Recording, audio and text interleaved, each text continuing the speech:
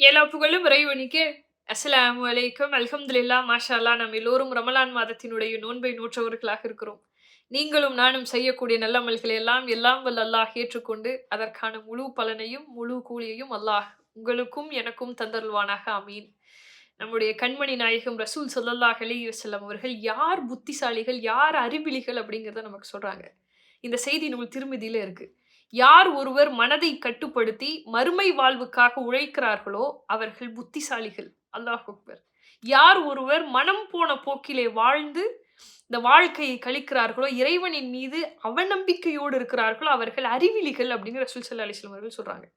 நம்ம எல்லோருமே யோசிச்சு பார்க்க வேண்டிய ஒரு விஷயம். அதென்ன இறைவனின் மீது கற்பனையான நம்பிக்கை.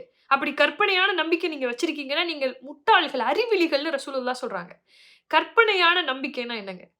நமக்கு பிடிச்ச ஒரு விஷயம், நாம நெனச்ச மாதிரி ஒரு விஷயம் நடக்கும்போது, அல்லாஹ்வுக்கு நன்றி சொல்றோம். அல்ஹம்துலில்லாஹ்.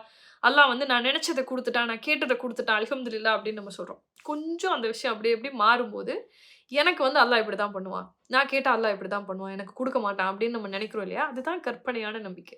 என்னுடைய இறைவன் எனக்கு இத குடுக்கலன்னா, இதை விட சிறந்த ஒன்ற குடுப்பான் அப்படின்னு நெனைக்கிறது தான் புத்திசாலிகள். அதான் இறைவனின் மீது ஆத்மார்த்தமான நம்பிக்கை. அழிக்க முடியாத நம்பிக்கை வச்சிருக்கிறவங்க அப்படிதான் யோசிப்பாங்க. இது நடக்கலன்னா, இதை விட சிறந்த ஒன்றை கொடுத்து அல்லாஹ் தஆலா என்ன அங்கீகரிக்க போறான். அல்லாஹ் வந்து என்ன சந்தோஷப்படுத்த போறான் அப்படின்னு நினைக்கிறது தான் உண்மையான இறை நம்பிக்கையாளர்கள் அப்படித்தான் நினைப்பாங்க. இது இப்படித்தான் நடக்கும்.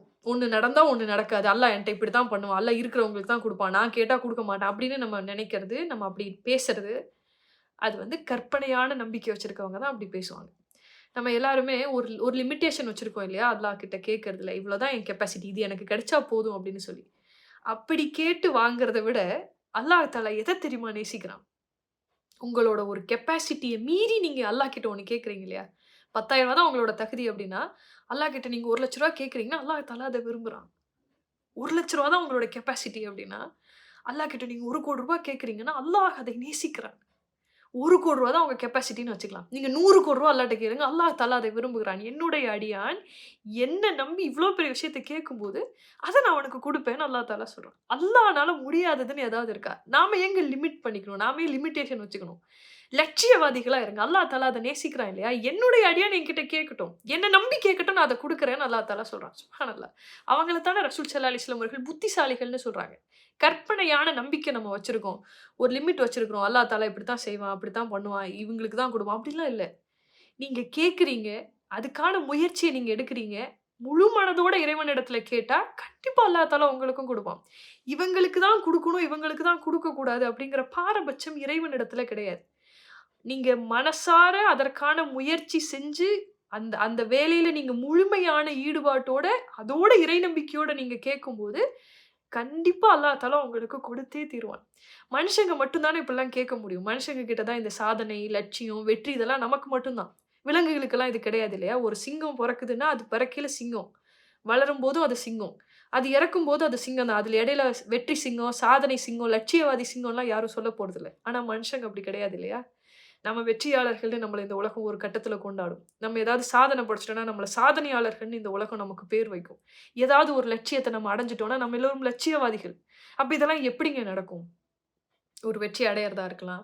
அடுத்த கட்டத்துக்கு போய் ஒரு சாதனை படைக்கிறதா இருக்கலாம். ஒரு பெரிய லட்சியத்த வச்சு அத அடையணும் அப்படின்னு சொன்னா, நம்மளோட முயற்சிய தாண்டி, அதுல இறைவனுடைய துணை நமக்கு இருக்கணும்னா, நாம இறைவன் மீது அளப்பரிய நம்பிக்கை வச்சிருக்கணும். பெரிய நம்பிக்கை வச்சு இறைவனிடத்துல கேட்கணும். அந்த நம்பிக்கையில செகண்ட் தாட்டே வரக்கூடாது. அல்லாஹ் நாடலன்னா எதுவுமே நடக்காது. அல்லாஹ் நாடுனானா எல்லாமே நடக்கும்.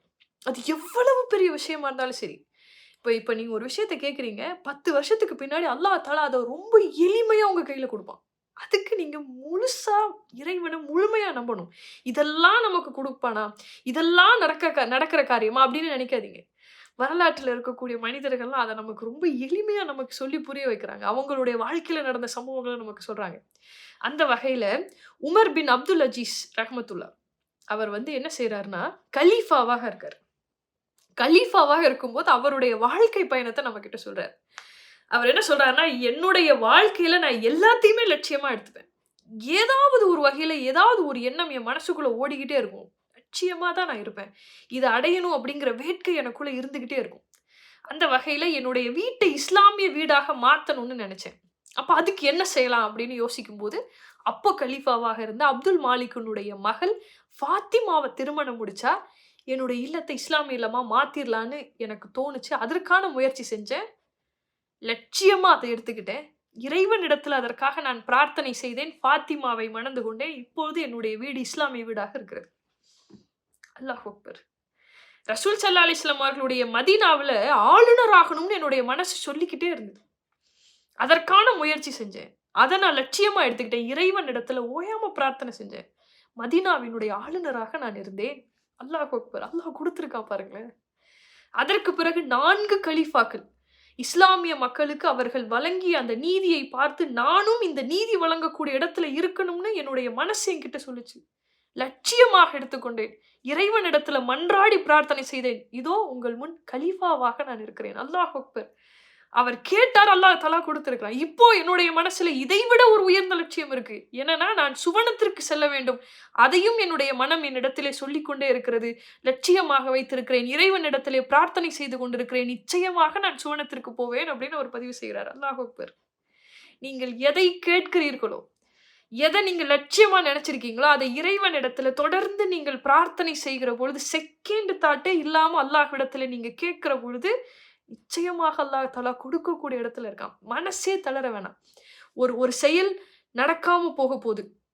அல்லது அந்த செயல செய்யறதுக்கு நாம இயலாமையில் இருக்கிறோம் அப்படின்னு சொன்னாலும் கூட, அதைவிட சிறந்த செயலை எண்ணி பாருங்க. இத விட பெரிய விஷயத்த நான் செல்லப் போறேன். இத விட பெரிய இடத்துக்கு நான் போகப் போறேன். இதை விட பெரிய ஒரு செயல நான் செய்யப் போறேன். அல்லாஹ் தஆலா அதற்காக எனக்கு உதவி செய்வான்.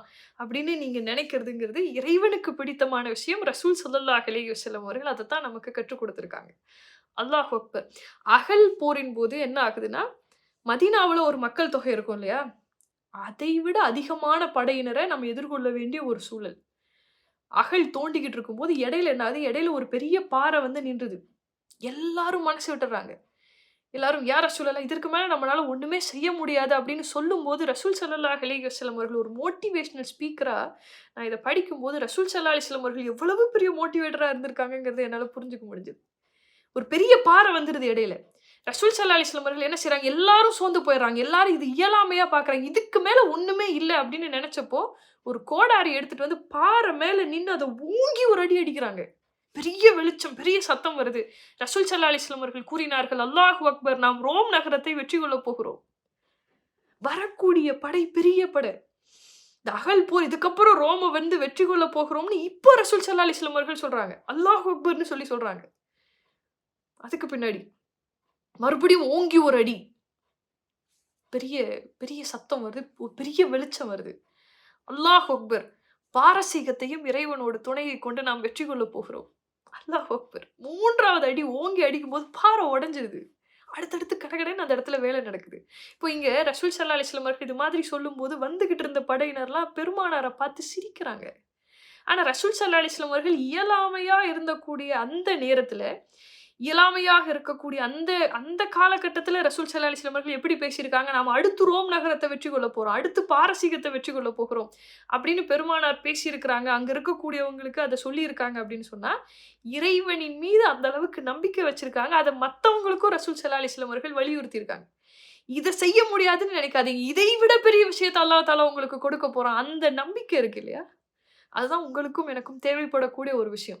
இதே மாதிரி ஒரு முறை என்ன ஆகுது, ரசூல் ஸல்லல்லாஹு அலைஹி வஸல்லம் அவர்கள் சஹாபாக்கள் மத்தியில அமர்ந்து, அங்க இருக்கவங்க கிட்ட கேட்குறாங்க, "உங்கள்ல யாராவது சொர்க்கத்த பார்த்திருக்கீங்களா?"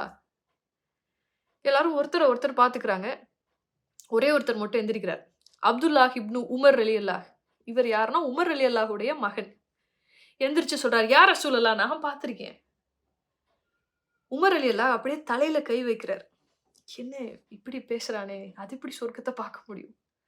இப்ப ரசூல் ஸல்லல்லாஹு அலைஹி வஸல்லம் அவர்கள் அடுத்த கேள்விய கேட்குறாங்க. "உங்களில் யாராவது சொர்க்கத்துல ஓடக்கூடிய அந்த நீர் நீர் இருக்கும் இல்லையா? அந்த நீரை யாராவது குடிச்சிருக்கீங்களா? அருந்தி இருக்கிறீர்களா? நீரோடையிலிருந்து நீர் அருந்தி இருக்கிறீர்களா?" அப்படின்னு கேட்குறாங்க. மறுபடியும் எல்லாரும் ஒருத்தர் ஒருத்தர் பார்க்குறாங்க. இவர் எந்திரிக்கிறார். அப்துல்லாஹ் எந்திரிச்சு சொல்றாரு, "யா ரசூலல்லாஹ் நான் அருந்தி இருக்கிறேன்." உமர் ரலியல்லாஹு தலையில கைய வச்சுக்கிட்டு, "ஐயோ! இவன் என் மானத்த வாங்காம விடமாட்டான் போலயே! இன்னும் ஏன் இவன் இங்கிருந்து போகாம இருக்கிறான்?" அப்படின்னு சொல்லி நினைக்கிறாரு. இப்ப ரசூல் ஸல்லல்லாஹு அலைஹி வஸல்லம் அவர்கள் 3வது கேள்விய கேட்குறாங்க. "உங்கள்ல யாராவது சொர்க்கத்துல இருக்கக்கூடிய உணவ சாப்பிட்டுருக்கீங்களா?" அப்படின்னு சொல்லி கேட்குறாங்க. எல்லாரும் ஒருத்தர் ஒருத்தர் பார்த்துக்கிறாங்க. மறுபடியும் அப்துல்லாஹ் வந்து எந்திரிச்சு சொல்றாரு, "யா ரசூலல்லாஹ் நான் சாப்பிட்டுருக்கேன்" அப்படின்னு சொல்றாங்க. எல்லாருமே திகைச்சு போறாங்க. ஏன்னா, இவர் நம்மளோட வாழ்ந்துகிட்டு இருக்கக்கூடிய ஒருத்தர். ரசூலுல்லாஹ் மட்டும் தானே போய் சொர்க்கத்துல போய் அதெல்லாம் பார்த்துட்டு வந்தாங்க. இவர் எப்படி இதெல்லாம் சொல்றாரு அப்படின்னு சொல்லி. இப்போ பெருமானார் கண்மணி நாயகம் ரசூல் ஸல்லல்லாஹு அலைஹி வஸல்லம் அவர்கள் அப்துல்லாவ பார்த்து இப்படி சொல்றாருங்க. இப்படி சொல்றாங்க, "அப்துல்லாவே நீங்க சொல்லுங்க. எதன் அடிப்படையில நீங்க இப்படி சொன்னீங்கங்கிறத சொல்லுங்க." உடனே அப்துல்லாஹ் இப்படி சொல்றாரு, "யா ரசூலல்லாஹ், நீங்க சொர்க்கத்துக்கு போயி சுவனத்த நீங்க பார்த்தேன்னு சொன்னீங்களே, அப்போ நானும் உங்களோடு இருந்து அதை பார்த்ததாக உணர்ந்தேன். நீங்க அந்த நீரோடையிலிருந்து நீர் பருகியதாக நீங்க சொன்னீங்களே, அப்போ உங்களோட இருந்து நானும் அந்த நீர பருகுனதாக நான் நினைச்சேன். நான் அத அப்படியே உணர்ந்தேன்" அப்படின்னு சொல்லியிருக்காங்க. உணவு நீங்க சொர்க்கத்துல இருக்கக்கூடிய உணவ நீங்க சாப்பிட்டீங்கன்னு சொல்லும்போது, நானும் உங்களோடு இருந்து அதை சாப்பிட்டதாக உணர்ந்தேன். அதனால நான் அப்படி சொன்னேன்னு சொல்லி, ரசூல் ஸல்லல்லாஹு அலைஹி வஸல்லம் அவர்கிட்ட அவங்க சொல்றாங்க. அங்க இருக்கக்கூடியவங்களுக்கு அதற்கான விளக்கம் இதுதான் அப்படிங்கிறத அவங்க சொல்றாங்க. பெருமானார் அவர பாராட்டியிருக்காங்க. இப்போ விஷயம் என்னன்னா, இதெல்லாம் எனக்கு நடக்கும் அப்படிங்கிறத நாம நம்புறோம் அப்படிங்கிறது, இறைவனின் மீது வைத்திருக்கக்கூடிய அளப்பெரிய நம்பிக்கை. அதைத்தான் ரசூல் ஸல்லல்லாஹு அலைஹி வஸல்லம் அவர்கள் அங்க வந்து வலியுறுத்தியிருக்காங்க. பெருமானாரோடு போய் அந்த சுவனத்த நான் பார்த்தேன். அங்க இருக்கக்கூடிய தண்ணீய நான் குடிச்சேன். அங்க நான் சாப்பிட்டேன்னு அவர் சொல்றாரு அப்படின்னா, எந்த அளவுக்கு அவர் சுவனத்த விரும்பக்கூடியவரா இருந்திருப்பார். அப்ப அந்த விருப்பம், நீங்க ஒரு விஷயத்தின் மேல நீங்க வச்சிருக்கக்கூடிய அந்த விருப்பம், அத நீங்க மனசார முதல்ல வந்து நேசிக்கணும். அதுக்காக நீங்க எஃபோர்ட் போடணும். அதை தாண்டி அல்லாஹ்விடத்துல இது எனக்கு வேணும்னு நீங்க கேட்கணும். அது உயர்ந்த லட்சியமா இருக்கட்டும். அது பெரிய விஷயமா இருக்கட்டும். அது நடக்காத காரியமா கூட உங்களுக்கு தோணட்டும். ஆனால் அல்லாஹ் நடத்தி குடுப்பாங்கிற அந்த நம்பிக்கை இருக்கு பாருங்க. இறைவன் அத நேசிக்கிறான். நம்ம நெறைய பேர் நம்ம 50% இப்படிதான் இருக்கிறோம். நமக்கு நல்லது நடக்கும்போது அல்லாஹ் தஆலா வந்து நமக்கு புடிச்ச மாதிரி எல்லாமே நடத்தி குடுக்குறான். அல்ஹம்துலில்லாஹ்ன்னு நம்ம சொல்றோம். அது கொஞ்சம் மாறும்போது அல்லாஹ் வந்து இருக்கிறவங்களுக்கு தான் குடுப்பான். அல்லாஹ் இப்படித்தான் நடந்துப்பான் அப்படின்னு நம்ம அவநம்பிக்கையா பேசுறோம் இல்லையா? அது வந்து மிகப்பெரிய பாவம். அதுக்காக அல்லாஹ் தஆலா கிட்ட மன்னிப்பு கேளுங்க. அல்லாஹ் வந்து பாரபட்சம் இல்லாதவன். நீங்க முயற்சி செஞ்சு, நீங்க அதுக்காக பயிற்சி செஞ்சு, அது எவ்வளவு பெரிய விஷயமாக இருந்தாலும் சரி, இறைவன் உங்களுக்கு குடுக்கணும்னு முடிவு பண்ணிட்டா, இந்த உலகத்துல தடுக்கிறதுக்கு யாருமே கிடையாது. அல்லாஹ் நிச்சயமா உங்களுக்கு குடுப்பான். அந்த நம்பிக்கையோட பிரார்த்தனை செய்யுங்க. அவநம்பிக்கையோட நீங்க இறைவன் மேல ஏதாவது வருத்தம், இல்ல அவநம்பிக்கையா நீங்க இருந்திருந்தீங்கன்னா, கண்டிப்பா இந்த ரமலான்ல அதுக்காக மன்னிப்பு கேளுங்க. அல்லாஹ் மிக உயர்ந்தவன். அல்லாஹ் நாடிட்டா கண்டிப்பா கிடைக்கும். அஸ்ஸலாமு அலைக்கும்.